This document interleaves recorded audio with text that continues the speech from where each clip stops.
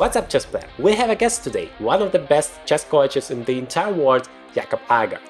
I have asked him questions about chess development, what exactly you should do to improve your chess in the fastest and most efficient way. Afterwards, he completely destroyed me. He roasted my tournament games. Basically, I understood that I cannot play chess at all. I'm so bad at it. So you're gonna learn so much out of it. Enjoy. Okay, it's so nice to meet you today. The first question I have about your journey to Grandmaster, because it's literally the name of the channel here, and I'm wondering what was your way, what was your key takeaways, how long did you take to succeed to like achieve this goal, what you could tell us about your way. So I started playing chess in school around age 10. I played chess with my parents at age 6. I cried when I lost and I wasn't allowed to play again. Then at 10, a friend at school, we played, and then there was this little bit of chess at school. It was very little. It was like maybe 3 or 4 sessions in total. And I liked it, and I asked to go to a chess club, and my mom took me to a chess club, and I started there when I was 12. I just turned 12, and at 16, I was 1700, maybe 1800. No, at 15, I was 1700. At 16, I crossed 1900, which is sort of the master in Denmark, which was a big thing at the time. At 17, I was 2370. And at 18, I was 2180. So that was sort of went a bit. Yeah, I had a good run, and then, but I wasn't that strong. And you know, I had like at 18, I lost a game in 9 moves with white. These kind of things. I had a period where there was another game I lost actually in 6-7 moves. I played on, but at age 22, I started to get better, and at age 23, I became an IM. And I had been Danish junior champion at 20, and I was sort of like 2250 player. But I became an IM at 23, and just before I turned 24, I was playing for a GM norm in one game. And then I didn't get better, and it was a mess until I was around 30. And then I got better at working, simply. And I found sort of a way that worked for me. And yeah, 29, 30. And in 2004, the year I turned 31, I made 3 GM tournaments in 4 tournaments. The one I didn't make a GM norm in, I lost to Belyarsky. I lost to, who else did I lose to? I think I lost to Nick DeFermian. Or that was a draw. Anyway, and I almost beat Carlsen. I drew with Peter Heine Nielsen. I drew Kurt Hansen. It was a very strong tournament. Tiger Hiller Persson. I think I lost 3 games at that event. I sort of forgot who else I was with. Like I made 6 draws and shared last place, but you know, it was very strong. It was a Siegerman tournament. I must have played Johnny Hector. I think I only lost to Johnny Hector twice, and that might have been one of the 2 times. Yeah, I made these norms, and then it took me another 3 years to get the rating, because in 2005 I played Capelle Legrand, and I played okay probably, but I had sort of a bad experience of 2 annoying kids. One I lost to, and the other one was a draw where I had been much better. And the draw was Romain Edouard, and the guy I lost to was Sebastian Feller. But at that point, they were 2100. I didn't know they were going to be, you know, very strong grandmasters, and I didn't connect the dots. But then, yeah, 2006-7, I got much better. I worked much better. I made a 5th grandmaster norm in 2007, more or less at the same time, 4th and 5th, same time as I made the rating. and I became British champion in 2007. And round 4, I made the 2500 and became a GM on my 34th birthday. I actually thought I had made it on the day before, but apparently I was like 2499.8. I was out celebrating that I was a grandmaster, but I wasn't actually. And then on my birthday, I won crazy game where at some point I lost my queen, and that was my opponent could mate me in 2. It was like a really bad game, but somehow very entertaining. And I won the tournament, and that was sort of the peak of my strength. And then later in the year, my first daughter was born, and I also became the managing director of Quality Chess. And although I played well from time to time since, it became less of a priority. And I was always more focused on helping others. I was always a trainer, and was always my number one priority. So yeah, that was my journey. But reality is that the other people's journey to results are more interesting for me. Yeah, but that also, like, your journey gives hope to everybody that it's yeah, you always have this opportunity, because nowadays seems like if you are not a GM at 15, you are already like completely failing at chess. But yeah, it's actually possible to achieve your goal if you are consistent, if you are working. And you mentioned that for you it all changed when you have found the right way for you to work. Could you share what really worked for you? What was it? Well, what worked for me was analyzing games, analyzing my own games, analyzing other games, and understand chess better.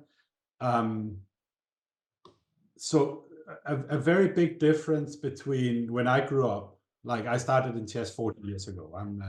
I'll be 51 in a few weeks. A very big difference between when I grew up and your generation and the generations coming is the availability of everything.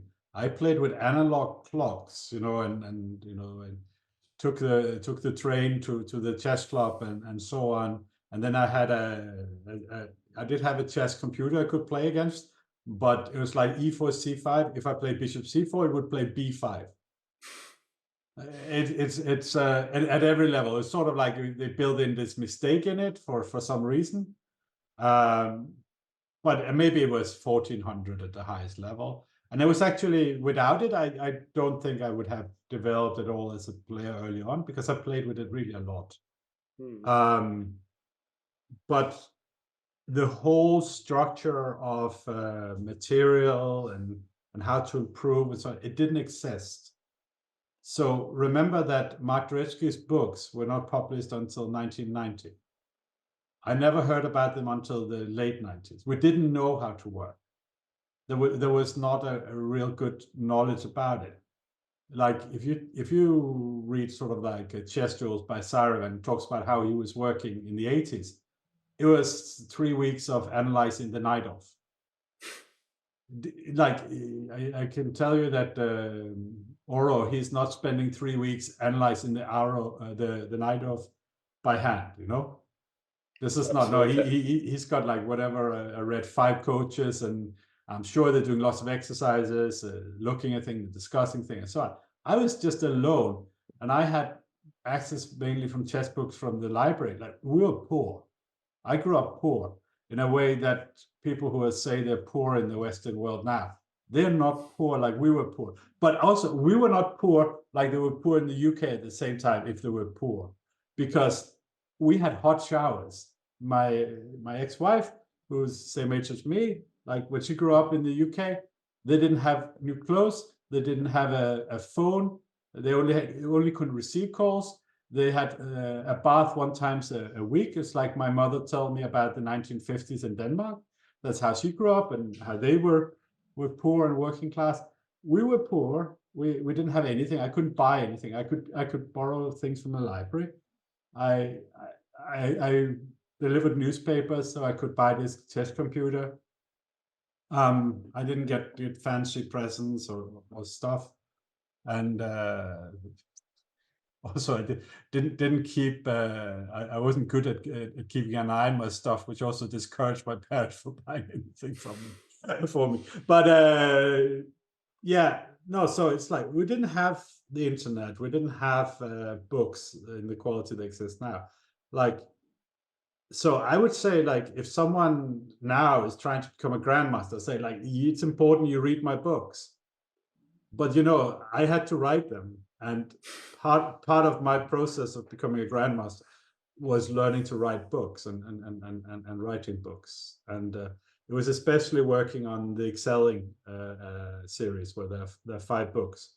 Of course, these books they're not bad books, but they're of course much worse than anything I did later. Um, and I shouldn't diss them now that I own Everyman. But but reality is, of course, I became a better writer. Like, my best book is actually my last book, which is Conceptual Rook Games.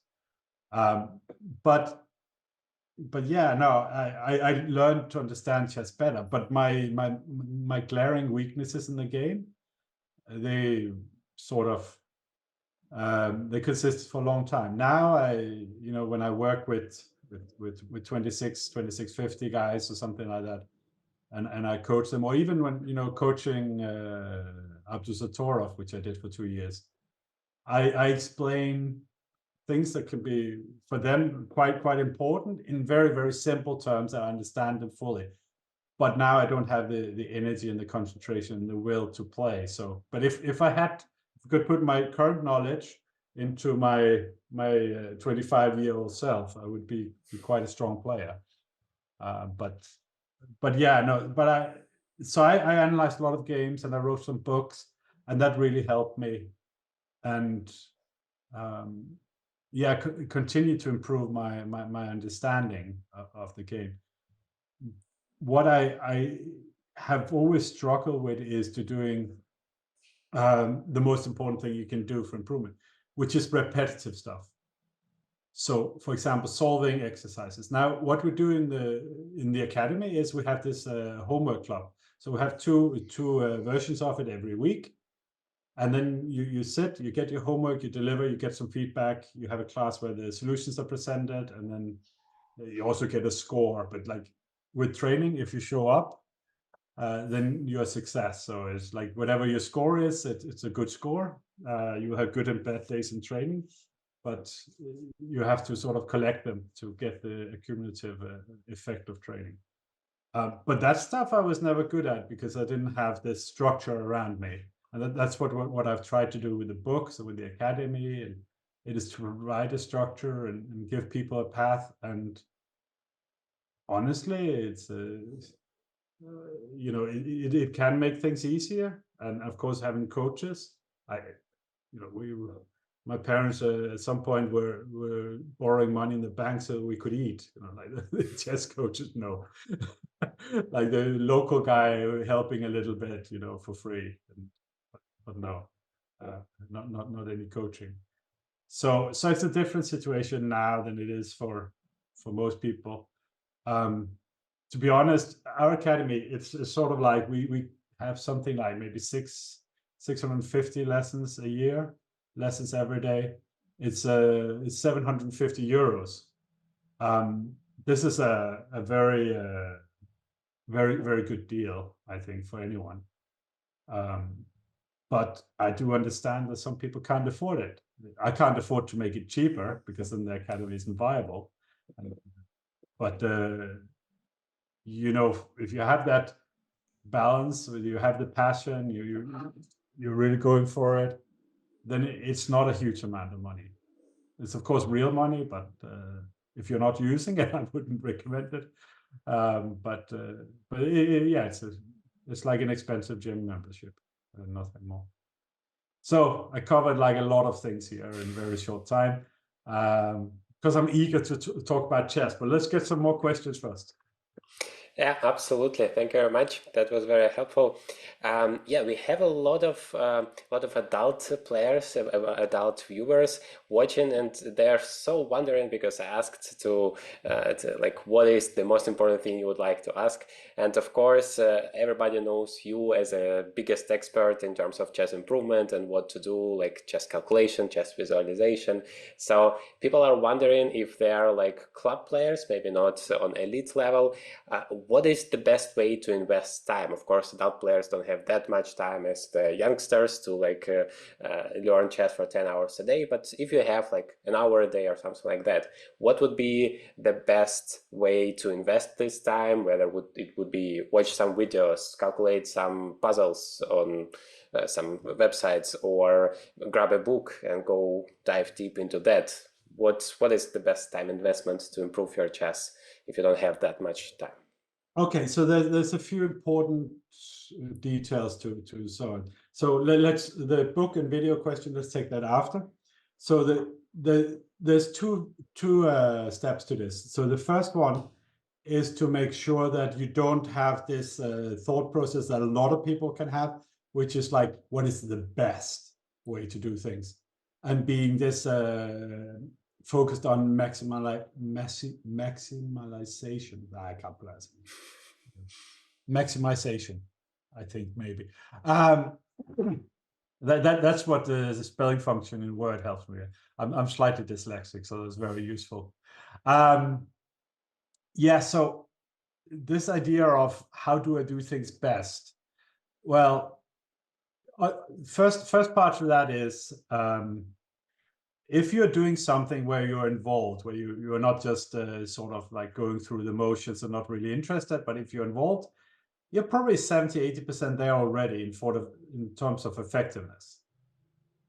It's like when you run on a treadmill in a gym, maybe it's better to have it on 3% incline than it is to have it 1. 1% is definitely better than flat because you can get injuries. But reality is, if you're running on the treadmill, you're doing fine.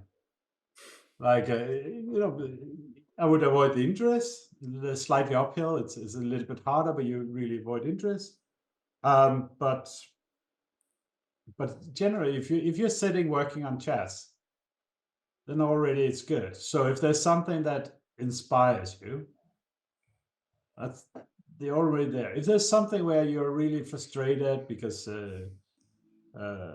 you're constantly struggling with it, then you should deal with it, because it's a really good thing. In my book, as you may know, I wrote about how playing against the French went from being, in a symmetrical position, I already was in trouble, to being a place where I scored a lot of points in my first GM norm.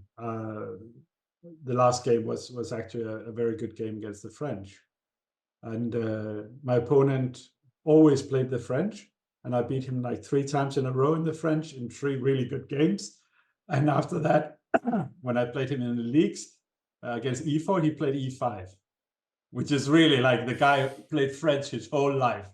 He went for the Petrov and made his draw, and that was sort of like the big success of getting him to not play the French. So there's that thing. Okay, the second thing of it, if you can do it, if with people who have jobs, kids, lives, and so on, can be hard. But if you have the possibility to, a number of times a week, to sit and do some thinking, that will benefit your practical strength a lot. So, for example, I'm very biased towards books and curated material. It's like, when I say books, I also mean Chessable courses. I also mean just anything in written format. I don't care if it's digital or it's paper or whatever. I actually, this sounds maybe like heresy, but I read most of my books, chess books, on the iPad. I prefer, this traditional layout, but that may also be to a great extent because I'm old. The Chessable layout, it doesn't work so well for me, but maybe it's just getting used to, and I didn't invest the time.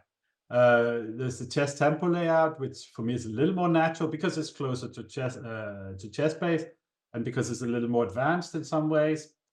But really, it doesn't matter the delivery system, but something where people have sat down and saying, okay, this is a good position, this is a bad position, good position, this bad position.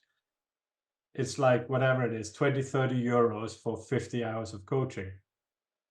Now, I don't know how people value their time at home, But people who want to only do free stuff because they want to save those 60 cents per hour on average on their training, they must value their time as worth very, very little, because let's say 25 to 40% of the stuff you get for these computer generated exercises is pretty much crap. But even if you do that, even if you do the computer generated stuff, just sit and think 15-20 minutes a day. If you can do that every day, most days, you'll benefit so much in the long run. Like so lead chess is probably, and chess tempo, they're the two leading ones for solving exercise. I've solved a lot on chess tempo. I've solved a lot of lead chess. Unfortunately, most of the books are written by me, so that sort of appeals to me. They're written like I wanted them to be, so it's I can't do them. I recognize the solutions, but if you solve on these things, by the way, I solved a lot of Chaba Balog's books. I like them also. But if you solve on these things, on lead chess, I have this setting where you can turn off the rating. You can set it at -300. So you get these simple tactics, and that I think is a very good way of solving simple tactics. And do that 5-10 minutes a day, just so you get all these patterns in your head. For a club player, that's really, really valuable. You really improve a lot. And for a player like yourself, around 2400, who is hoping to push more, you also want to do this. -300 makes it become just a little bit easy. You just have to learn to sit and look for options. As a part of the calculation process is step 1, which is being good at looking for options. And yeah, I've seen your games. You could also improve on this. We'll be more savage on your games later. But no, something like that, and do it every day. Or find a good book. And I will do a new series of books together with Ranier on this topic, and they will come. But meanwhile, there are many other good books out there, and then there's options in lead chess, and also chess tempo has these 3 sections, and they're also enjoyable. I would recommend using a computer, sit with a board if they're more difficult puzzles, or sit with a book and a board. And if they're easy, you can just solve them on the screen. You don't want to waste time setting up on a board if half the time is spent on that. But think something every day, what you can manage. Doesn't have to be really difficult, just something to keep your brain going. Yeah, and if you have problems with the openings, look at the openings. If you have problem with the endgame, look at the endgame. But generally, as an amateur, it's rare that you have weaknesses which are so big that it doesn't in the end just come down to tactics. It's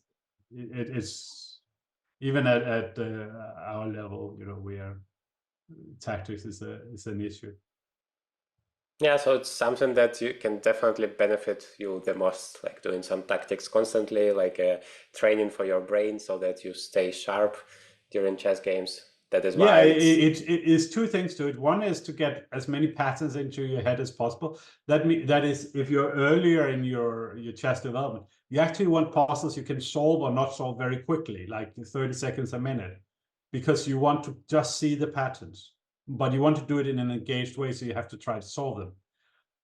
But when you become like your level, you want to still be doing something like that, so you keep it fresh and keep it maybe some new patterns and new ideas. But you also want to learn how to think deeper, where in the beginning, I don't know how to say this without being judgmental. Well, I'm never valuing people's value on how good they are at chess. So I presume everyone will just accept this, that if you spend your life on chess like I have, you would probably maybe be a better player than I would. Now you're good at something that's useful in real life, and the of you, I commemorate you for that. I couldn't do it myself. I couldn't release myself from chess. But if you're like earlier in your chess development, you need the patterns much more than to think deeply. So if you're thinking for a long time over simple tactics, if you're 1800 or something like that, I don't think it's really that useful.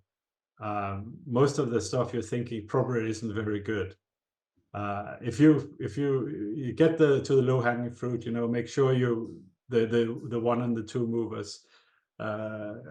You see that. Make sure you get used to looking at many options on the first and the second move, and beyond that, thought process under 2400 is.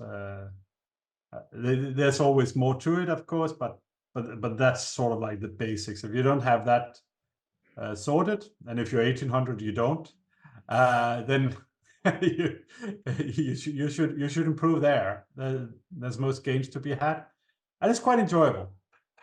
So there was one thing I put aside, so let's bring that back in here. Very nice hand moves here, which is the delivery mechanism. As I always said, I like books. I like the written text. I think it's a very effective way of receiving information. You're watching but thinking at the same time, and you're sort of fully engaged. And I can make a long argument for why it's the best way of receiving information here on video. But reality is, anything that you find works for you is good. This is sort of like when we have this, like, what is the best way? Something that makes you keep going, something that keeps you engaged, something that is interesting you, and still it's not like, I have nothing against streaming. I'm nothing against videos, nothing against Blitz. I have nothing against anything really. But let's say streaming. So one guy from my tennis team, he's obsessed with Anna Kramling. He's like, oh, it's like Aagaard all over again, the Swedish blonde thing. And I'm like, yeah. And the guy is rated 199 on chess.com. He will not get better, I think, if he's watching videos of Anna Kramling and thinking about her blonde hair. I'm sure that some chess will rub off on him, and but it's certainly, when we talk about best, it's like, understand that some of your time should be spent having fun. Chess is fun. It's a game. Playing Blitz online, playing Bullet, playing Hyper Bullet, like tournaments with 15 seconds, which I do sometimes. I'm like an old age pensioner, and I don't know if I can make 10 moves, but these kind of things. But it's fun. It is not chess training. If you play Blitz online, that's not chess training. If you analyze your Blitz game to try to understand them better, I think there's the wrong games to analyze. But the analyzing of them is a sort of a training process. So you need to understand what is training and what is fun, and not saying you cannot have fun, not saying that you have to do training, or if you just want to have fun with chess, then it's great. No judgment in any way from me. The same with books and videos. If you sit and watch it and you sort of feel it really works for you, it's your tempo and so on, great. I prefer books, but I will also shoot some videos, and I will try to make them interesting. I got some agreement with our friends at Chessable to do a video, and I'm looking forward to it. But of course, I'm a writer. It's like, but I will do videos, and I'll do, like, now here, this is a YouTube thing, and we do in the academy, we do online lessons and so on, and it's different things that work in different ways, different delivery mechanisms.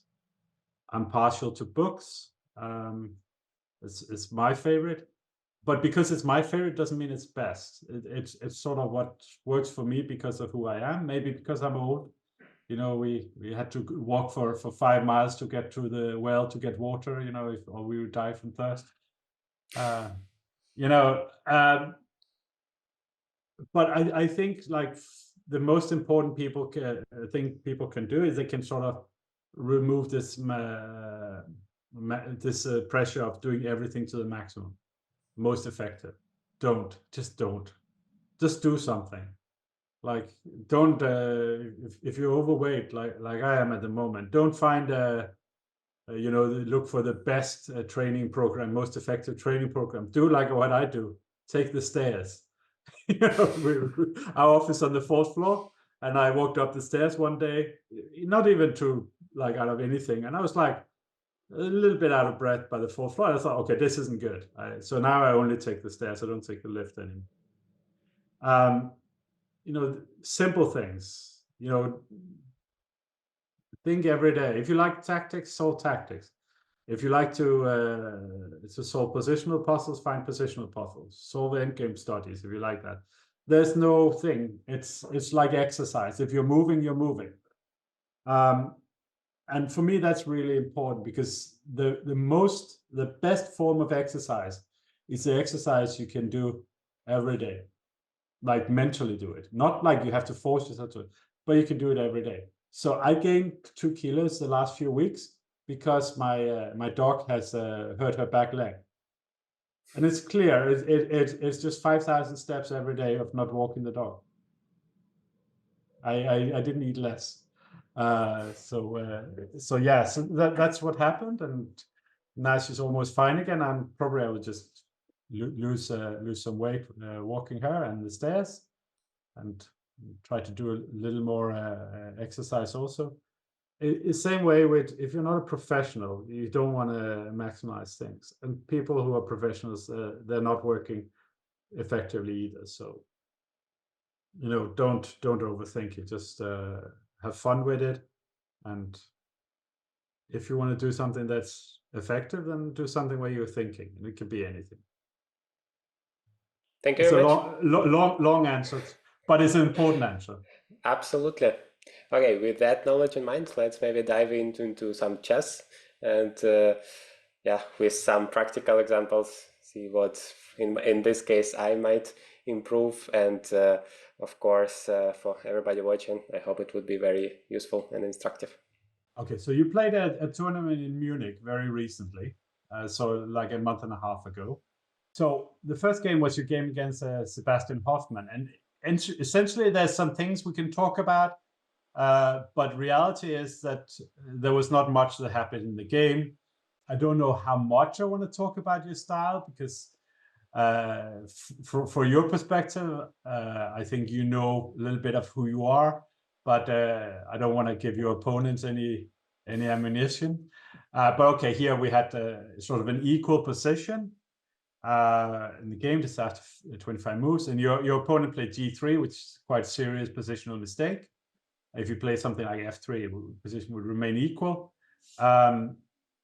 So here you came in and one very nice way. For example, was here the idea of holding you out doesn't work, because you always have this option. And then here there was a very nice little thing I saw, which was here, which is now threatening to take on d2, take on b4, and if you take here, then one ending is winning. Is mainly for the viewers. I just want to show this is sort of you playing well against the 2200 guy. You played accurately in the pawn ending, and actually the end of it was quite beautiful. You get it set up. His king is covered off, and you take off the king side. And this was a nice first round win. And what sort of is interesting with this game is, in contrast to some of the games we'll see later, that here you didn't try too much. You didn't, like, we could very quickly take it from the beginning. You didn't try too much. You just got normal position. Your opponent didn't try too much either. You just developed your pieces, and chances came. And there's some things where you could say you could have played differently, but you sort of forced him into going for this position with bishop versus knight, which objectively it doesn't make the position better for black, but it makes it a little bit unbalanced, and therefore it gives you some practicality to play for. And it was a good game. It was one of your better games. There's another game we'll see later, which I thought was your best game from the tournament, which had some echoes of this game. The next game was a game against Lauren Haufe. I don't know what nationality is and how it's pronounced, but this is the second round, and you are white. And this game here sort of is very interesting. There's some moments. First of all, with the openings, I will talk a little bit about this later, but in this game here, you get a decent position out of the opening, just playable position. This is what you're going for. you're not very theoretical, which is fine to some extent. We'll talk about that later when we get to the game against Frederik. There are two other aspects with your play I wanted to look at. So one is how you play when your positions are winning.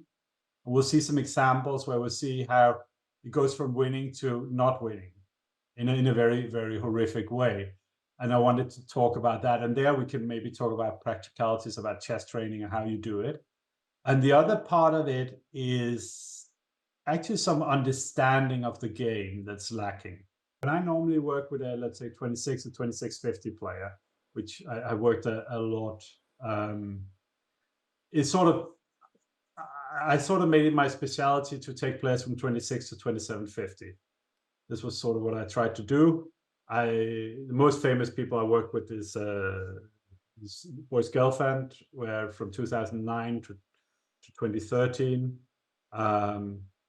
We're still in good contact. We wrote 4 books after that together also, and he would do a one-day camp for our academy in July.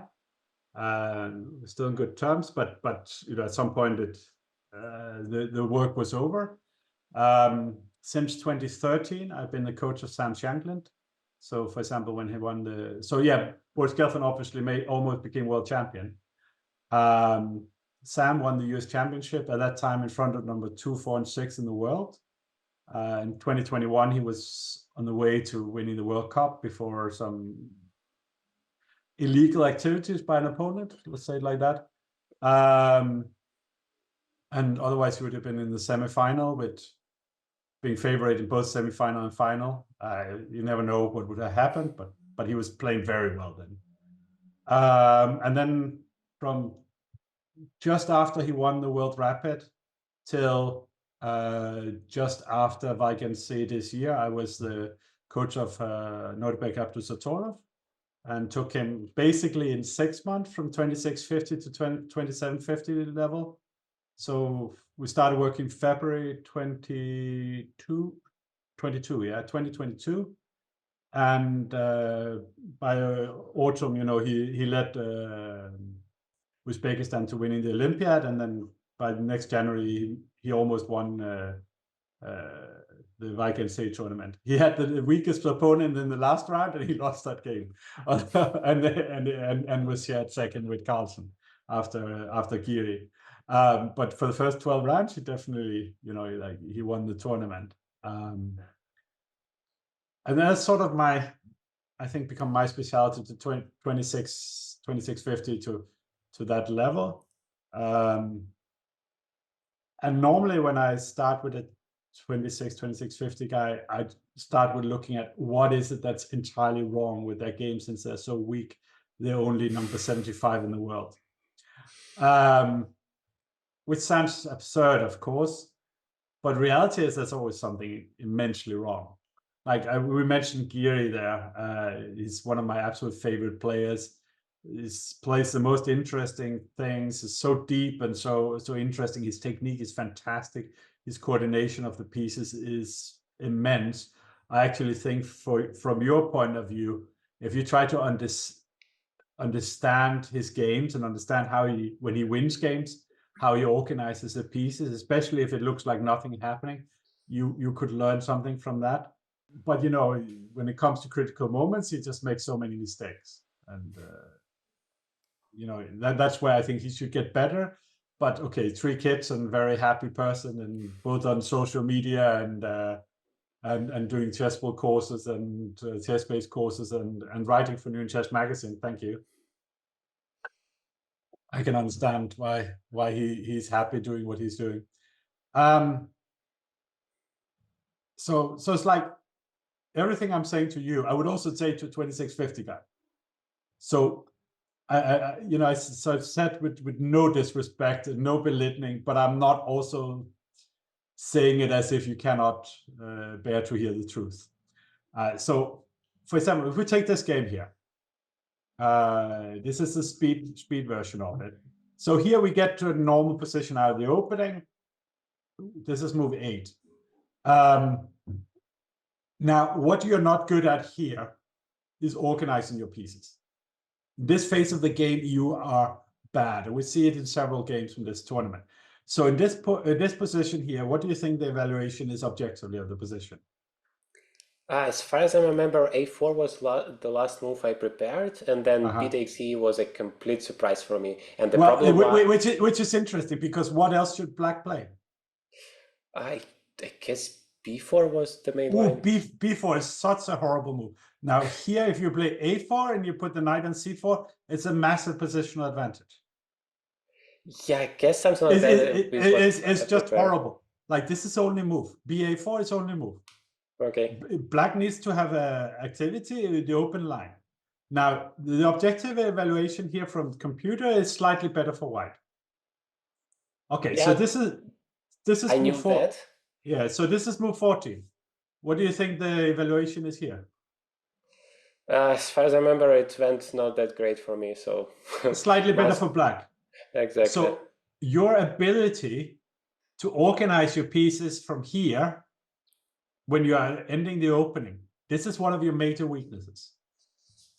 And you get outplayed, and by 2,200 guys repeatedly in this event. And how do you learn this? Well, there's first of all, it's not a technical thing. Like, calculation is a technical thing. You need to, look for the options, analyze them one by one, and choose the best one to have the simplified thing about calculation. But for you actually need to spend some time analyzing games, thinking about games, and understanding it. So what it is that goes wrong here for you? If I was this position, I'm white, and I have to think. Now, I know, because the computer told me what's the best way of thinking. But I can tell you my approach is, I want to know where all my pieces should end up. Okay? This is my goal. Now, I want to show you what the computer gave, because it's beautiful. And I'm not saying I would have found it. I'm not, my best, when I was the best, I ran number 252 in the world. I don't remember exactly. I just asked ChatGPT what I was. I didn't find the world ranking. I didn't care enough for that. But it said around 252, so that's what I'm saying. That was my peak. I'm not a world-class player. So it's very likely I wouldn't have played best here. But c3 is a good move. Gives you the opportunity to take. So here we have the balance between the bishop and the two center pawn will fight for the light squares. And then these b2, c3 constellation, you definitely need that to fight for the dark squares, to fight against the bishop, which should come on the long diagonal. Okay? Now, queen a4 could be annoying. So let's say black tries to be annoying here as well. It's the only move that would make me not want to play c3. And the beautiful regrouping here it's just lovely. I'm not sure I would have thought of that, but this is the kind of thing which you want to develop the understanding of. Here, the pieces. So we have this option here. So that's why the knight is on a3. One of the reasons it's not on d2. So we have a way of the pieces playing together, and we have creating some weakness on a6 and c6 and d6 to play against. You're not going to be better on the king side. You have to play in the center, and specifically on the queen side, because you have no pawn breaks. So these kind of things, this kind of thinking and understanding, you have to work on that a lot. You simply need to understand chess better. You can technically become better, but if you're not able to do these things, if you keep getting outplayed, I don't think you're going to make it to Grandmaster. So it's okay. So you played like this. And sorry for everyone that's going fast, but I have a lot to get through. And here, black's pieces are all on good squares, and everything works for black. And here also you don't play the position very well. It sort of goes further downhill for you. And here, if you played like this, now here black's better on the queen side, because your pieces are all placed like you sort of drop them from above and then land in random places. And black's pieces all work together. Okay, so a few things happen. There's people can play through the games themselves. I'm sure you'll provide links. There's some moments. So here, this is a moment where I really wanted you to understand this better. So this is what, do you know my book, Grandmaster Preparation, Positional Play? I know it, but I haven't covered it yet. Okay, I think you will benefit a lot from it.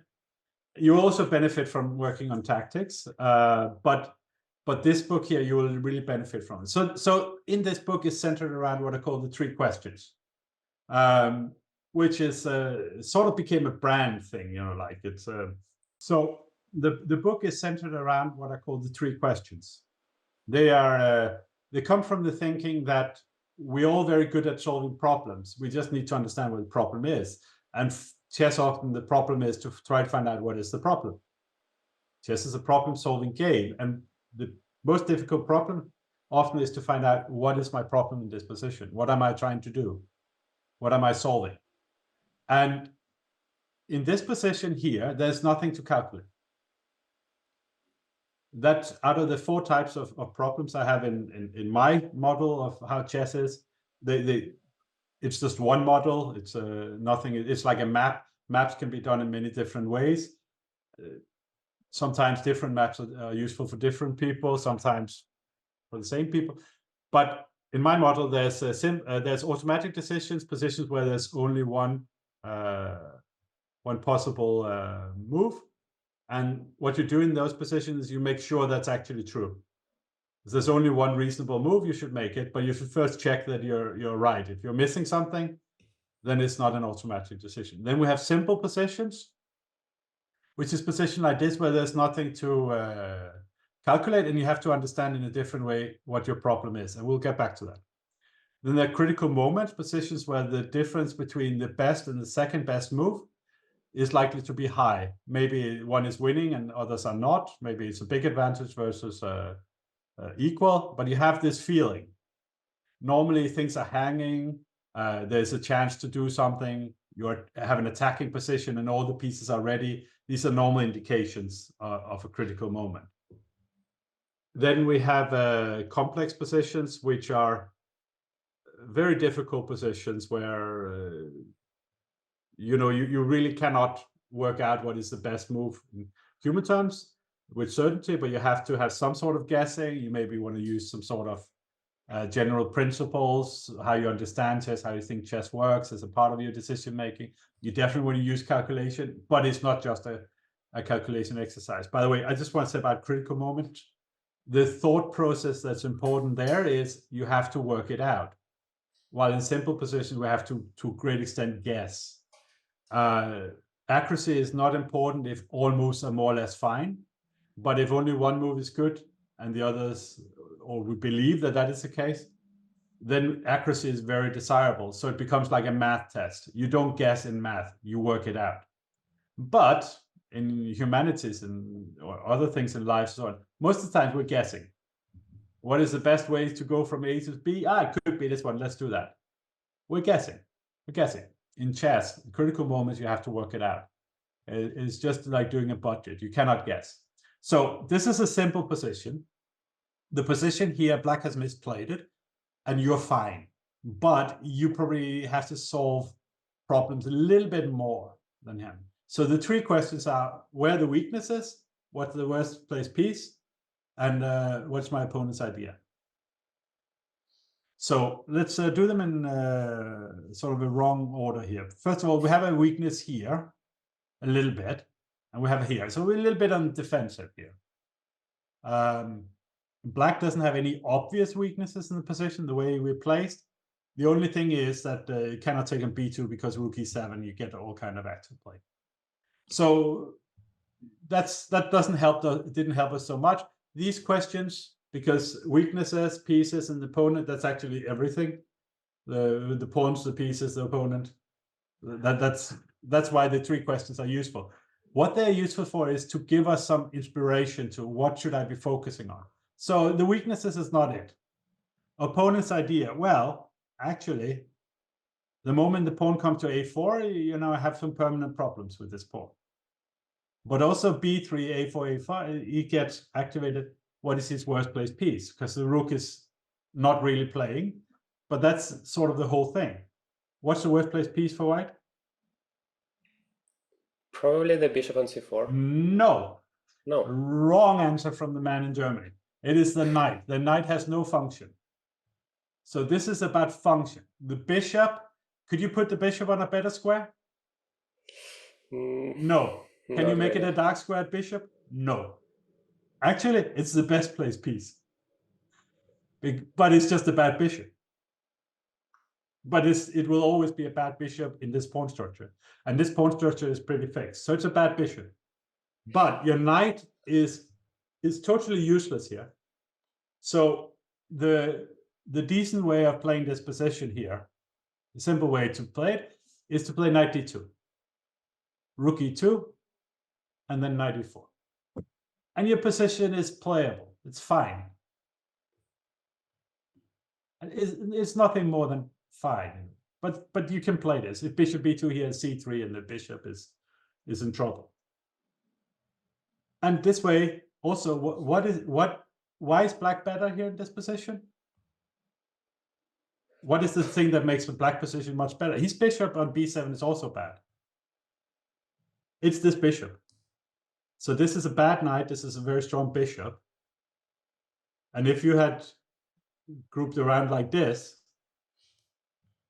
you would have a equalize. Now, this game here, you actually end up winning it. So let's just very quickly see how it goes here. Now, here in this position, for example, if he regrouped the pieces, bring out stuff here, you're going to be in very big trouble. Queen b1, rook a1 coming, bishops coming to g4. It's probably lost, yeah? But somehow he sort of misplaced thing. You came with this interesting sacrifice. Okay, here you went in for this endgame. Objectively, probably it's not the best decision. And there was a very fun line I saw here. And we will return to that. Let's just show how it was played here. Here he really played badly. And especially this. But even here, this endgame is still a draw, but now he has to hold it. And if he goes around here, he probably will hold it. Instead, what happened was you came around, and very slowly you outplayed him, and now it's just going to be one big blur here. Eventually, he'll have to give up the rook for that pawn, and you knew your stuff. I haven't seen this before. It's all new to me. But yeah, we have a little bit of a W there, the ringing W, and there we go for mate. Let's go back to this funny moment we had here. So there's a basic idea in games that passed pawns should be pushed because they're just more valuable the further they get up to the board. And it was a fun line like this. I don't know if you looked at this at all. Not that much, but I definitely remember in the game I thought, okay, c4 is the only dangerous thing for me. If he doesn't play that, then I'm probably gonna win the game. Yeah, but and this is just a draw. It's just a draw. It's a total fortress. I thought it was a little bit funny. Yeah, absolutely. But I don't have any other way to stop the pawn other than getting into this position. Maybe. I thought this was fun. Let's move on. Okay, this is your game against Stefan Bromberger, who's a strong player. But in this game here, he was not so dangerous. Okay, here theory is c5, but he just wanted to play out of the book, and he basically, like here, he did a lot of things. I just like here. So if we look at what black has done, black has weakened his king. He's given white a superior structure, and he has exchanged his good bishop. Yeah, he will be able to take white's bad bishop, and therefore it's just going to be good bishop versus bad bishop with a weak king. But so on. So what should white do here, like strategically? Basically, you have to play c4 at the right moment. At the moment, c4 is met with knight a5. So that's one thing. So the other thing you have to organize, when should you castle and where should you put this rook? These are strategic questions. So when I talk complex positions, it includes things like this, a little bit deeper than just simple improvement of the knight as we talked before. So here, it becomes a little bit, where should you put the rook? Well, we don't know. So you don't want to make this decision. When do you want to castle? Well, you could castle, but if he takes and you take with the h pawn, we might not want to rush it. Now, what you choose to do in the game is you put the queen in front of the bishop. This is a strategic misunderstanding of the position, because you are not going to be able to win on the queen side. The fact that he sort of didn't organize himself well against it meant you still had a winning position. But here, the simple decision, not in my system, but the logical decision is this: if you play something like f5 or bishop f5, you'll castle. You know, and then okay, and if he takes, you'll keep this pressure. The castling is always an option, and at the same time you'll get this structure which you really want, which is pawn on e4, pawn on d5 after the exchange on d5. So this is sort of like interesting to understand. And then when you sit and analyze your games, you have to sort of sit and try to understand this from your games and from games from others, and you'll really understand how much better how to have handle pawn structures, how to organize the pieces. I'm sorry to tell this, you probably already know this, you're never going to be the most dangerous attacking player out there. This is not your style, your strength. So like you would get much more out of analyzing games of Gelfand and Botvinnik and Korchnoi and Rubinstein, this kind of player, because this is sort of the category I would put you in. Okay, so we sort of have here he played King G7, made a little more sense here. Queen C2 is getting was good, but you sort of get everything sort of works out for you anyway. Here, in this position, he should have played knight a5, and then okay, white is better, but you don't get the c4, you don't get the structural thing. This is a much worse version for you when you get in the game. Now here, beside the fact that it's tactical mistake, you don't have a feeling for the need to castle, because there's no benefit from the h-file anymore, so you need to castle.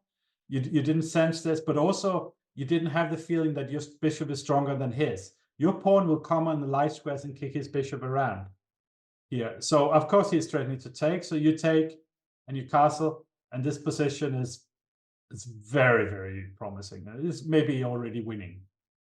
You solved all your problems, you have the better structure and so on, but you sort of like force this. Even if you have time to castle on the next move, this is a slightly worse version of what we had before. It sort of would feel like it's a tempo down, but right now your d pawn is also hanging. So there was a sense of danger. Just to skip ahead later in the game, if you play rook d5, probably is better, says the computer, but it ended all in a draw.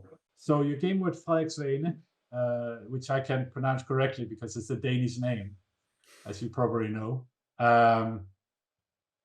So this game here really exposed another weakness you have, which is your openings. When you play really strong players, you get caught out. It's like your openings are not good enough. Now, you need something more solid and durable with black when you play against strong players.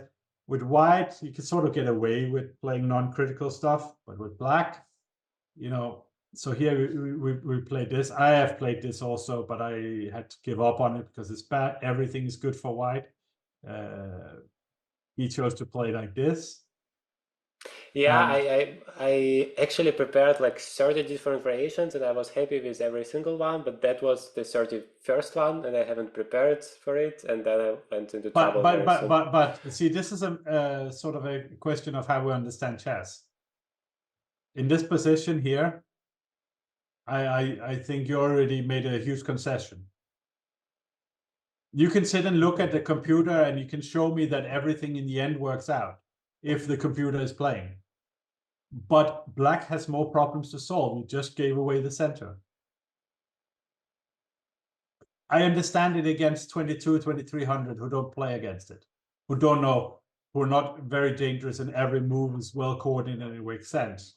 It's very playable. It's a good way to, like also the perk, for example, it's a good way to beat lower rated players. But against stronger rated players, you're just going to get your, in Danish we say, your ears into the machine. which is sort of thinking of a combo harvester. You get your ears done for, or you can get slapped.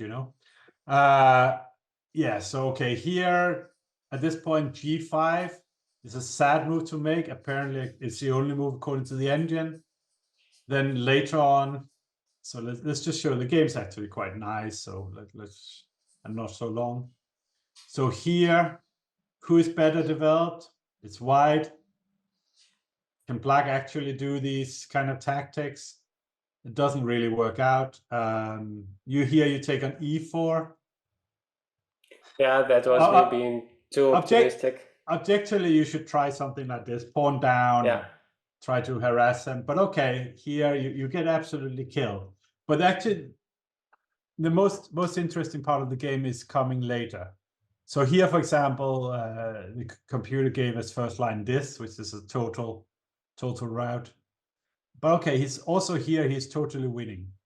But he really messes it up over the next few moves. How is not interested for us because we don't care about him. But somehow here, in this position, if you take here, you can fight. Of course, your position is bad. Of course, you're pawn down. But it's opposite colored bishops. The king's a bit open. He already messed up badly. Of course, he can fight. You can fight. And you sort of have to have some more resilience. You don't want to be the player who dies like this. So I talked about Renier very briefly earlier. His name is Renier Castellanos. He's born in Cuba, then moved to Chile, then moved to Canada, then moved to Spain, and now lives in Romania. But let's call him a Spanish Grandmaster for sakes. He made his final norm recently at the age of 41. So there's hope for everyone.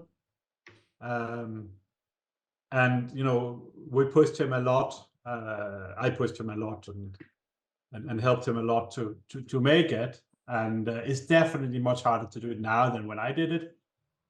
In one of his games against the Caterman, he was -5, I think, against the 2600 Grandmaster.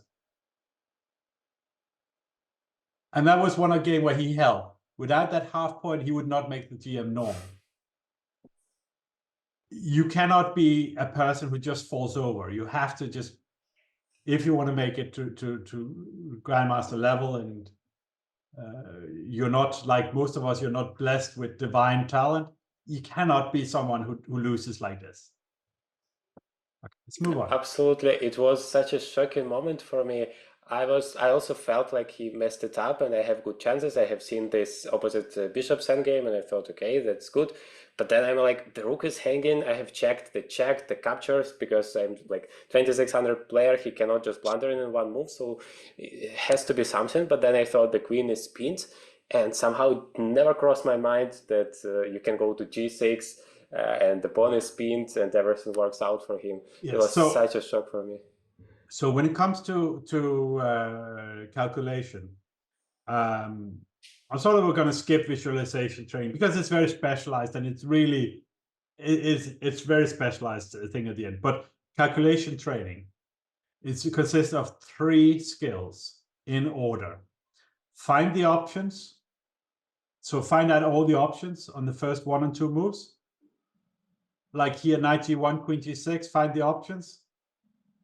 That's it. It sounds very simple. It's just very simple. It's not easy. Simple doesn't mean easy. It's just simple. That is finding the options. You have to see these things. You will never be perfect, but you have to be good at it. And you have to train it. The second part of it is analyze your options. So you have a few options, and then you try to calculate the variations. You don't want to go into long variations. That's not a skill worth acquiring. You want to be able to see what's happening in the first few moves of variations. Finally, the third skill is choose the move you like the best. At the end, after you analyzed everything, you have the information. What a lot of people do is they sort of choose what they want to play, and then they try to spend forever in trying to prove that it's a good move. It's not a good process. So anyway, this is the next game here.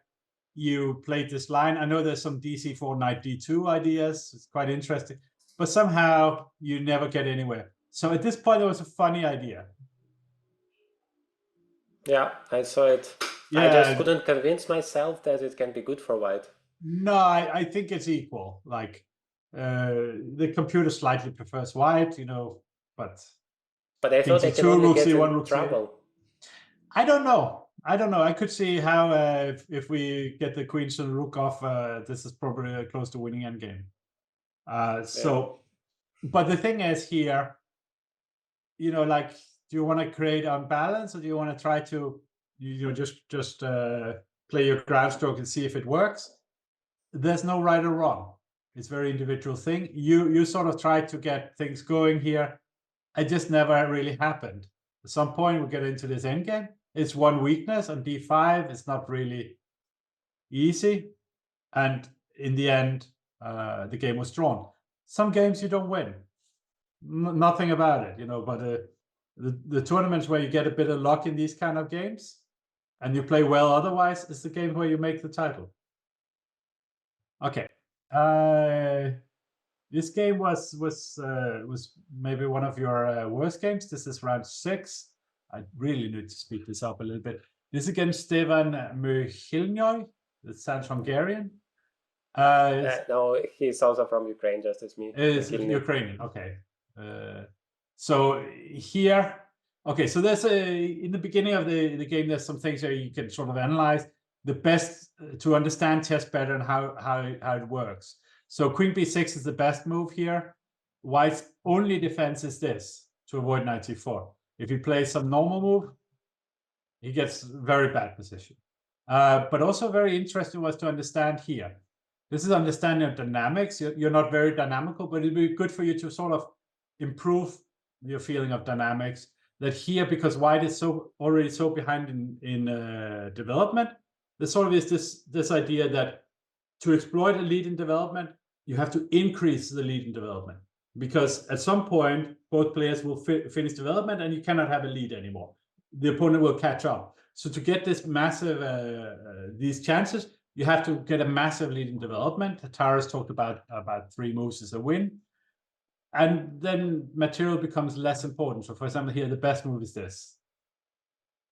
And try to quickly get going. And you can see in a position like this, white's still very far from development. So you played here, which is a mistake because he has bishop e3 and he's okay. But yeah, I have seen that. There is knight b4, and then he has to take with the pawn on h3. And I thought, yeah, that's but like it's sort of okay, yeah. But that's okay. That's on him, yeah. And okay, there's you can sort of analyze that and understand chess better, which I really recommend. You spend some time on that. A great part of how I earlier was actually understanding things better.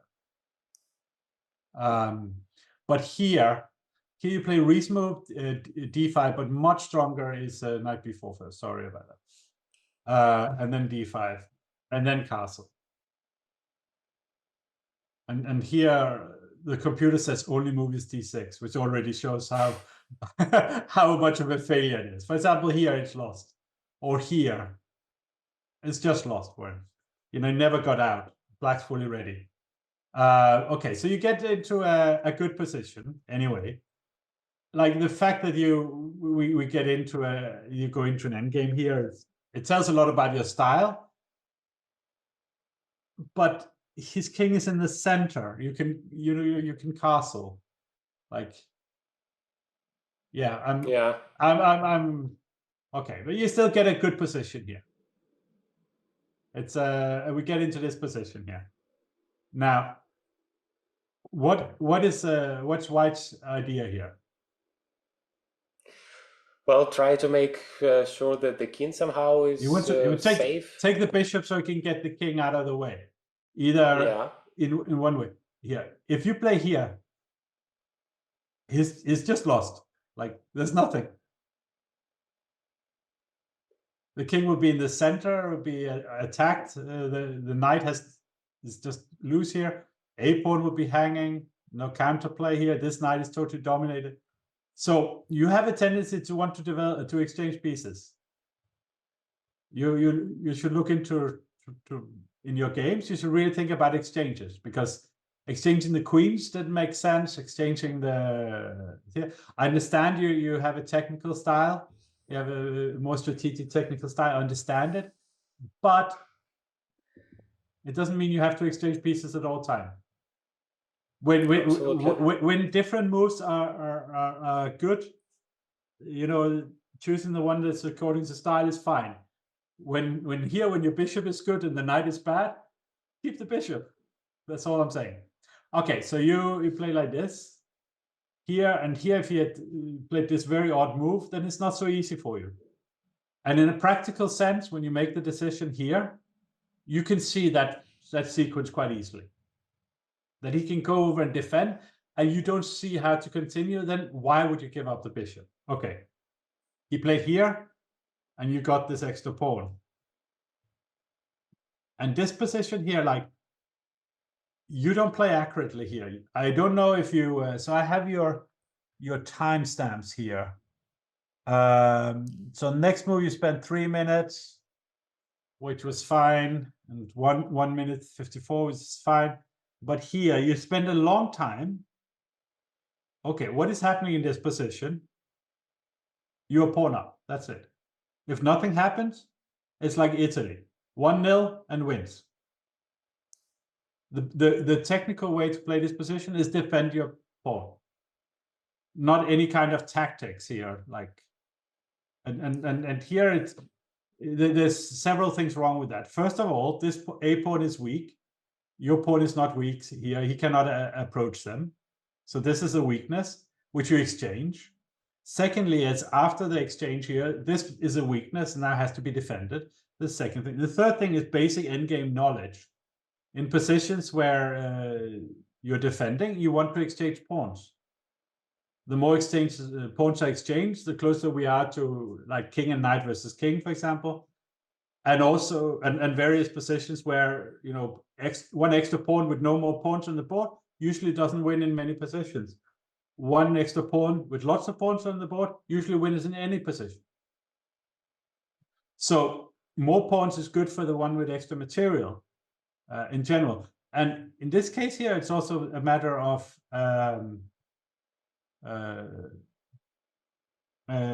just keeping control of position, not giving counterplay.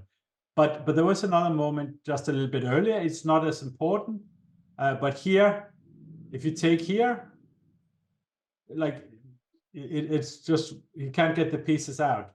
If he takes with the rook, you win on the spot. So there was a bit. Yeah, absolutely. Like that. And I have seen that. I just have this psychological fear, like, of going into the Rook's game, because I'm thinking, okay, if we go to the Rook's game, he has a much better chance to make a draw. Okay, so you mean like here or what? Yeah, exactly. This position I was trying to evaluate whether he has any chances, and the engine says you just come with the king and it's completely over.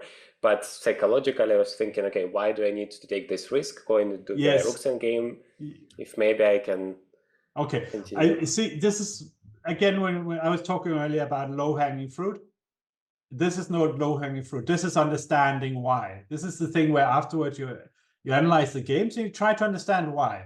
So the factors are here. Your rook is active, his rook is passive, his king is dominated, your king is free. You have an extra pawn that's clearly protected. He cannot go for the king side because the connected pass pawns would always win. This is why it's winning. These are the reasons. And having this kind of understanding and sort of trying to do the analysis and try to understand why is this winning, how do you win it, and sit and play with it for a while, not say looking at the engine and saying it's winning, but actually playing it out, understanding it. If you had like, okay, I didn't understand this, sit and play with it 10, 15 minutes with the engine. How do you win this? And then you try to afterwards understand it in a logical way. How is it this? What are the elements that makes this winning? What is the attitude of black that's a winning strategy? Which here would be keep control and slowly advance, and then eventually white will just be squeezed. And you can do something. You don't want to do take an active decision at this moment with black, because you can still improve your position a lot. And a lot of these kind of things, if you don't know these things, if you don't know this kind of thinking, again, we're back to the books exist. Like, for example, there's a book I wrote called A Matter of Endgame Technique, where you would really be able to understand a lot about technical play in a much higher level, having read that. because it really goes down with all kinds of small elements, and everything is very, very simple. It's applying them that's difficult. It's and acquiring the knowledge is the difficult thing. Okay, let's move on. This was your best game, so I'm just gonna play through it. Do you have any questions while you play through? Then people can ignore us and just see the game. Well, yeah, I do have a lot of questions. I'm not just don't know what would be the right moment to interrupt you a little bit. Sooner rather than later. So here, white is better because you managed to give him this weak pawn. This is sort of like when you're playing well, you're playing good strategic chess, good technical chess, you have a long-term advantage. And then over time, maybe at that point, the computer says, oh, white is slightly better, or maybe even close to equal. But over time, he cannot defend well. You win this pawn, you slowly squeeze him. It's really a lovely game. You absolutely deserve to win it. And it was very nice. It shows when you play well. But your opponent was also quite a bit weaker than you. But since in other games, like this one, you get outplayed by weaker players. It's sort of here. So this game here, this is round 8, and I'm gonna go very quickly through it because it's also round 9, and you have some final questions. So against this sideline here, you get into a bad position. This d6 is just horrible, and like this is a French where you put the bishop on g7, and this is bad. Okay, and here he should just put it at the pieces, and you're much worse. And he sort of gave you some counterplay, but still, the position was very good for white. Here you played knight c8 with the idea knight d6, and knight comes in. If he plays bishop f4, it's just not easy to be black here. It's a very bad position. Instead, he decided to exchange this, and you got sort of in the game. Here he plays queen c1 to play b3. Your only good thing about your position here is the knight. If you play queen e7, he cannot really play b3. Instead, you play queen f6, you get kicked back. And if he plays the queen d2 here, which is a very natural move, just defending things, you're much worse. But okay, sort of the game develops here. If he puts around here, your queen side is in trouble. You get some chances here and there in the game. But you really, in periods, you get outplayed. And it's worth for you to think about that. For example, here, you play a4, which is, I don't know if you understood, you have a light squared bishop, but for me, it's like, why would you do that? Actually, in this position, if you play like this, you're more or less fine. Okay. Maybe because I don't want to be fine. I want to win the game, and I understand if I don't do anything active, then I never win a game. So yeah, I don't think that's right. Chances. This guy, when you're just shuffling around, plays so many horrible moves. I think he will play horrible moves anyway. But of course, it's true that at some point, he plays like this, and now you have a much better position. And I'm just going to play out the moves without any analysis on the. But you then win the game, okay, it's a nice finish, very, very clean technique. But getting a bad position is not a way to win the game against a guy who's making so many unprovoked mistakes here. Yeah, you don't want to force things. You don't want to force exchanges. You don't want to force decision. You just make him make a lot of decisions. You improve your pieces, you improve your positions, put them on the right squares. You're not trying to force things. You will get your chances. Against a guy who plays mistakes like this, you will always get chances. If he doesn't play mistakes like this, you might lose. Or you'll get no chances and be happy with a draw. The last round game was, in some way, I thought, okay, when I saw you had won it quickly, I thought, okay, maybe nothing much here. But in some ways, it was one that sort of encapsulated all the things I saw that I didn't like about your game. Now here we have this this player is rated 2082. You're 2402. You're a much stronger player, and you can see that even from this simple decision here. Like, you would never do this, I would never do this, the player of 2300 would Even never do though this. even though I have to say that tournament he played before this game for like 2400 performance, so he was playing extremely strong. Yeah, it's But this game, but here, okay, we see like giving up the bishop and leaving these weak squares. Like, you and I would never do this. Okay, so here probably he should consider exchanging. So in this position here, the knight is reasonably well played place, and he plays here, and it doesn't make a lot of sense. Take and bishop e3 and equal, and okay, here. Now this is a simple position here. It's black to play. It's you to play. So how should you play this position? yeah, I thought like I played queen f5, and then afterwards I thought I shouldn't have done it. Simple development could have been better, but I just felt that I need to use, once again, I have this fear that if I'm not using my chances, they are going to be gone. So I thought maybe I need to try to create some threats immediately. And then I missed afterwards that after queen f5, he actually has a quite a simple way to defend, king g2 and queen f3. And then I don't want to exchange the queens, but then I'm losing even more time if I don't. So I really disliked this decision after I have made it. And normally I always like a big fan of development, so I would always put the rooks to the d file, somehow try to put some pressure there. But I have this psychological fear, okay, it's not going to be enough, and I have to outplay my opponent somehow, so I need to come up with something special. You know, Yeah. I remember once in a training session with Gelfand, there was he exchanged queen and both rooks in some position, and I said, how are you going to win this endgame? Oh, I don't know. And I'm like, well, before you make such a decision, shouldn't you know? No, something will show up. And Yeah. something did. I don't He have was just this like, certainty. I have space here, space advantage. It's more valuable without the heavy pieces on the board. Something will show up. You know, like we had a game earlier in the tournament where you didn't win. You didn't win a game. But then we have other games where you played horribly and won. Like, I think if you focus on playing good chess rather than sort of thinking about the result and your psychology and all this stuff, I think you'll be fine, because your style is not a wild style. You're a very classical style. So if you just play good moves here, you know, you put the rooks on in the d file and so on, and then allow him to play. You know, what is often with these lower rated players, and doesn't matter what level it is, when they have to just play, suddenly they do some strange things. I do strange things compared to 2600s. 2600s do strange things compared to 2700s. 2700s do strange things compared to 2800s. We make mistakes.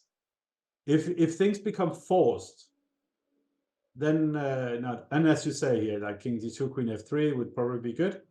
Okay, played here. It's the wrong rook in principle because of the a pawn, some lines and so on. But you decide to play like this. Really?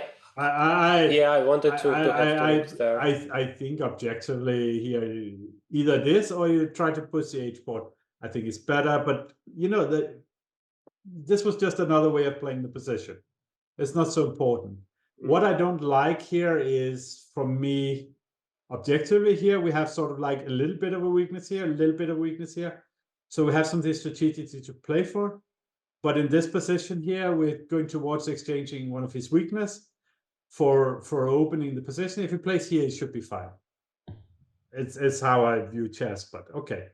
So this was a clear mistake. You had this very strong move, and you managed to give him these weaknesses. You could play e4 immediately, which sort of feels more natural to me, but okay, you take and play e4. I wouldn't release the double pawn, but okay. Then we come here. There's many times there are different moves available, and but things really work out for you here. And this is sort of the other weakness, which we've seen a few times a little bit of, but here worst is when things becomes concrete, you're not very strong. It's simply a matter of learning to see the options, calculate short, clear, clean lines without making mistakes, and then choosing the best one is normally the easiest of the steps. So here, like if people are watching on YouTube, they should try to see if they can find how black should win here. You already know, of course, because you have analyzed the games. But this is a kind of thing where to become a grandmaster, you will get some chances during the tournament. When these things appear, you have to be ready to take them. So you have to be better at calculating. And your calculation is actually a level where I have 2600s where the same case as 26, 2650. You have to start with the basics. You have to learn to do candidate moves. You have to learn that if you have, let's say you here you spend on this move, you spend 21 seconds.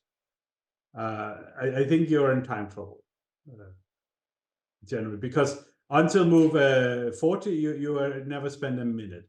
So you sort of have been doing overthinking. Like here, you were thinking for 16 minutes, but at some point, like you must understand that you're just sitting there. You cannot work it out because you cannot work it out. And then when you get to this position, you didn't have the time. But these things is like organize the time so you know when you can solve something in calculation.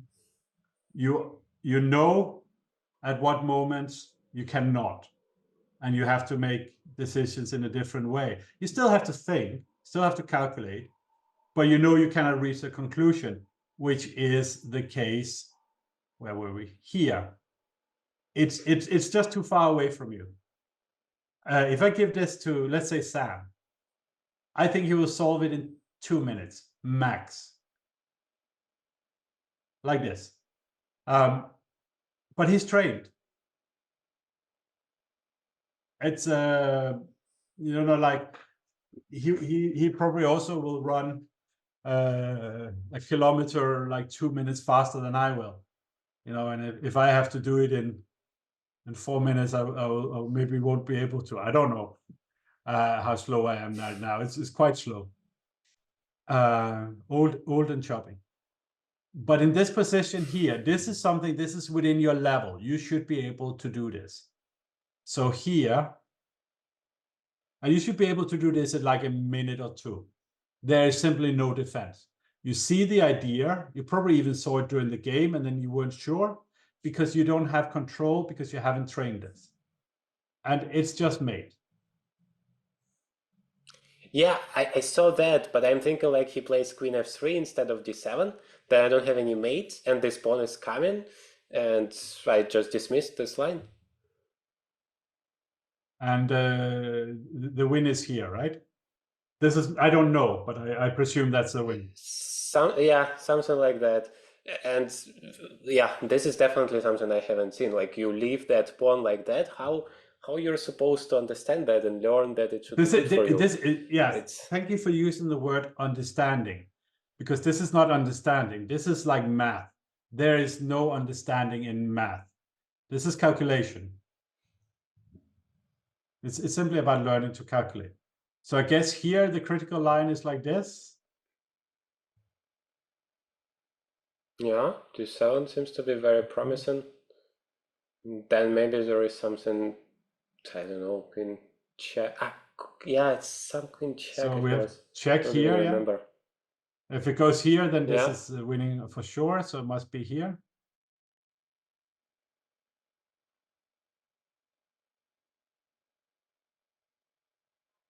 And it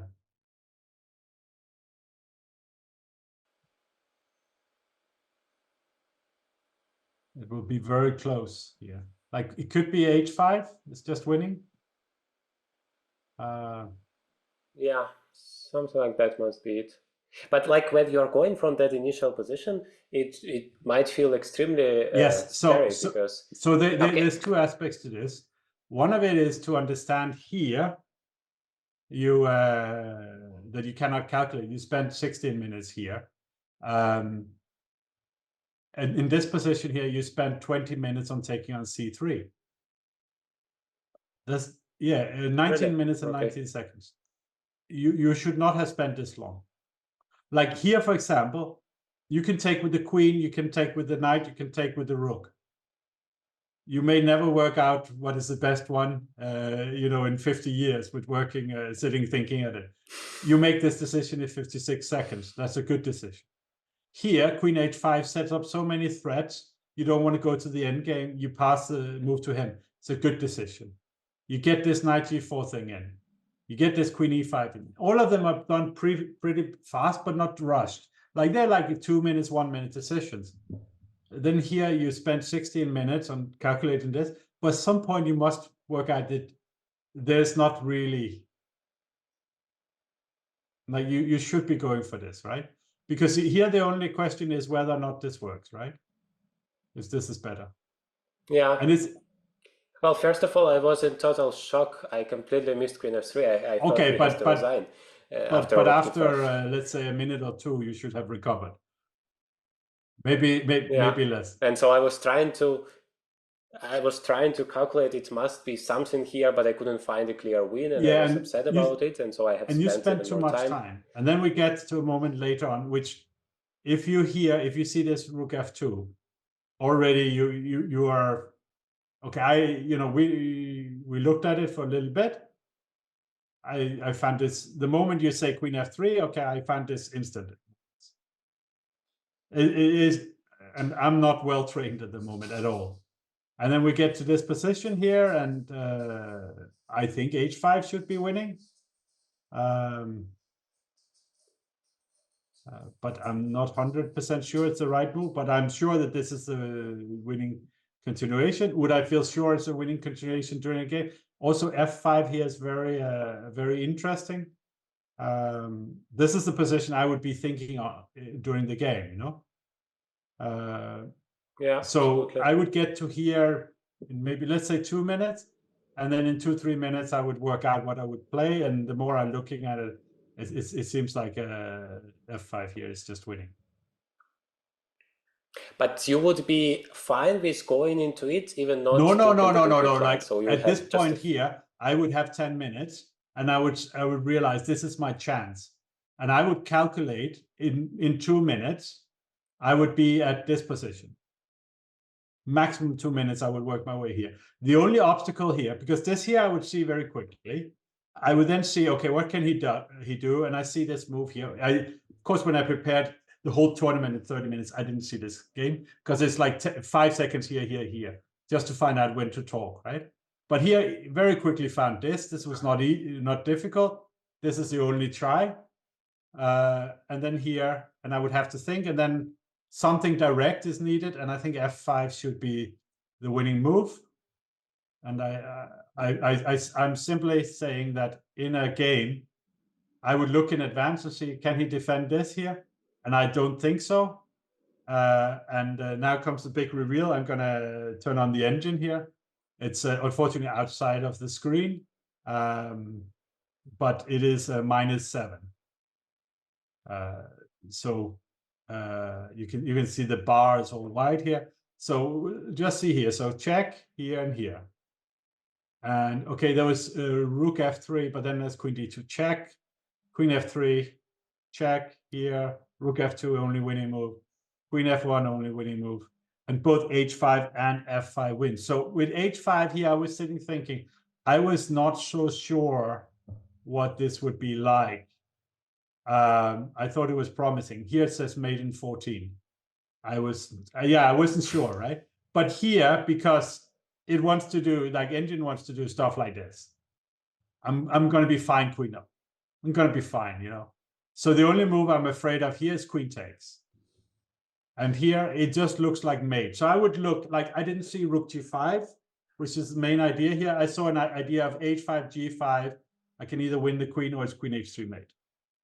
And I thought this thing looks winning. I don't see a defense. The king is out there. It feels natural. I didn't see rook g5. It's rook g5, queen e2 is going to be the most effective way to win this. But I also don't need it. and simply the training of doing this. And how do you train this?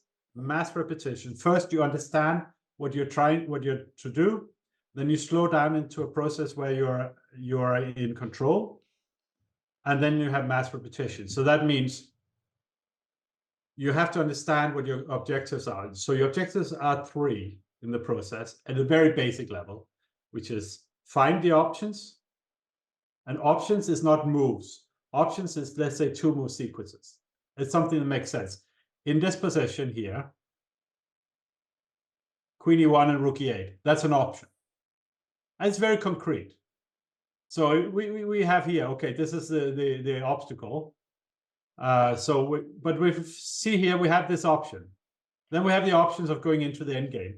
And let's just finish off with saying that this endgame here would have been a draw if he does what you should do in a queen ending, which is quickly push your passed pawn. This probably you have one chance to trick him at some point, but you never got it. Instead, he gave a check here and played here. It's still objectively draw, but here it's last chance to save the game. And it's actually quite beautiful if people want to look from white side.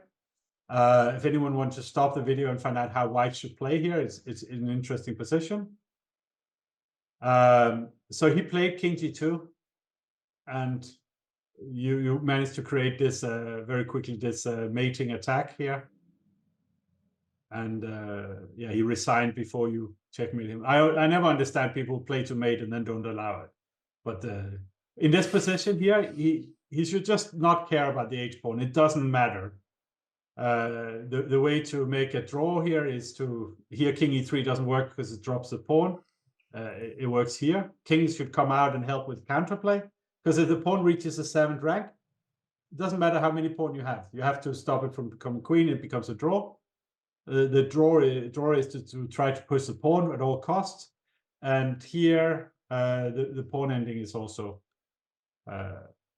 it's winning here if you take, maybe, for white. So that's not a danger. So he can use that to create counterplay and try to push the pawn forward and make it draw. Okay, let's go back. So the three the 3 things you're trying to do. You're trying to find the options, which normally the way I define an option for this in the simplest way is saying 3 half moves, 3 ply. Your move, my move, your move. Sort of a little feeling of what direction we're going. Otherwise, it's a move. If you have a move but no idea behind it, it doesn't work for the human brain. We need to have some sort of direction. I'm trying to do this. Sometimes it's a 1-move thing. I want to do this, and then maybe it's a 2-move thing. Is I don't know what he will do, but I'm threatening this. That's an option. That's that's sort of the first thing. You try to find the options. I don't like the word candidate. It has sort of a very Russian thing to it. It doesn't make sense in Western languages. Maybe in, I don't know if are you Russian or Ukrainian speaking? Okay, yeah, like for you it will feel a very natural word, but for me it's just a very alien word. It's like you know, in English the word normal means usual, but in Russian the word normalna, it means okay or decent. So it's like, it sounds like the same word, but it's not. And candidate, it's just a very Russian word. I'm nothing against it at all, but I'm not Russian. That's it. So for English speaking, options or idea is sort of better, because it sort of connects in our brain with how we're thinking. But really, it's like you want to find the options, the ideas of what you want to play in the position. You want to have some. On every move, you have to have more than one serious option. Otherwise, why are you even thinking? Just make a move, yeah? You cannot find 2 options. So that's the first process. You have to understand that probably requires sometimes as much time of thinking as actually analyzing the move does, because there are things you see automatically and there are things you don't see automatically. And you need to learn to find the things you don't see automatically. The patterns that are not in your brain. The second part of it is sitting there and calculate quickly, efficiently, what is happening after the various options. So this is where I'm saying here's an option, then I say, okay, I start analyzing it. It's the most promising, so I start with it. This is Dredge's advice. Okay, this here is just made. Is there really any reason not to play this? What is white trying? Queen F3. Okay, that actually requires some thinking. So for this to make sense, I have to go here and here. This is very obvious for me.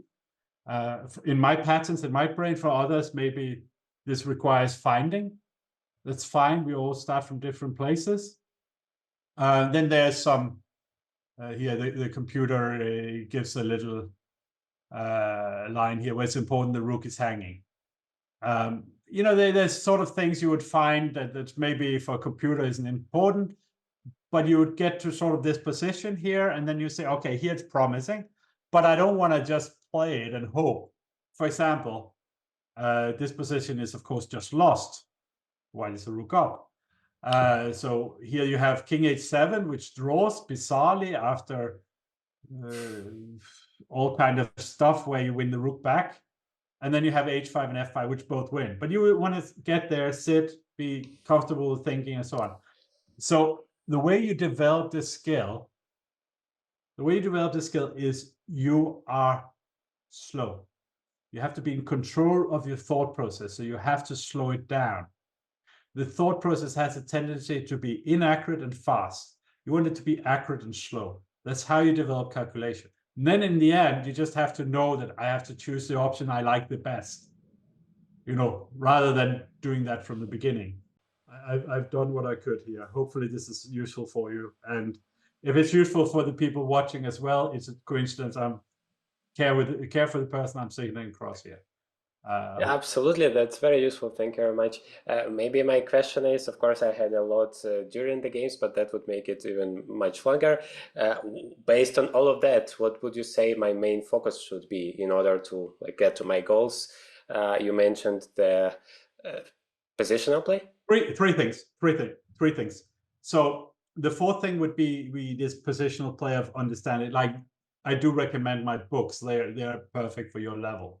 The Grandmaster preparation, positional play, and calculation would be the two most important. And then I also think a meta endgame technique would be very useful for you. But the other two I would take first.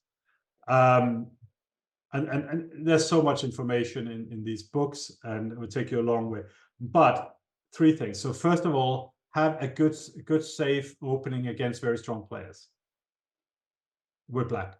Like this should be really quite important. The other thing is analyze a lot of games and try to really understand. And like we were talking about, what are all the elements? Why is that rook ending winning that you were afraid of? It's like, I don't want to criticize your decision not to go for it. I just thought it was interesting that was winning, and it was easily winning. And I want you to understand it in a way so that if you saw a position like this in the future, you say, yeah, because this, and these elements, it is winning. So that in another game where maybe there are no other direction, you can say, no, actually, I want to go for this because all these things line up, and I'm happy with it. So I want you that. I want you to learn to calculate. That's the third thing, which is what we talked about here. Finding the options, analyzing the options, find out what's happening in the various lines, and choosing the best one. And the main tools for that is slowing down so you're in control of your thought process. If you were to learn a musical instrument, if you're learning to drive a car, if you're learning anything else, you would make sure that you understand what is happening. You wouldn't just let your brain just throw moves at you, as people do when they're training calculation. You have to slow down so you're in control of your thought process. And in training, you have to slow even further down. You don't just want to be in control of your thought process. You also want to be reflective so that you can think about your thought process afterwards, or when you see, why did I miss this? What am I missing? And you constantly have this kind of inquisitive attitude towards chess. If you do these things, 1-2 years, you will be on your way. A lot of work, of course, nothing comes for free, but this path will work for you. Other paths might also. Thank you. There's never only one way of doing things, but this would be my recommendation. Thank you. Another pattern I have noticed, like the first 5 moves, you pointed out my mistakes. I guess at least 4 of them were moves back. Like I needed to go back, and in game I did something else, and it wasn't that great. That regrouping that you mentioned, I even had to make 2 moves back.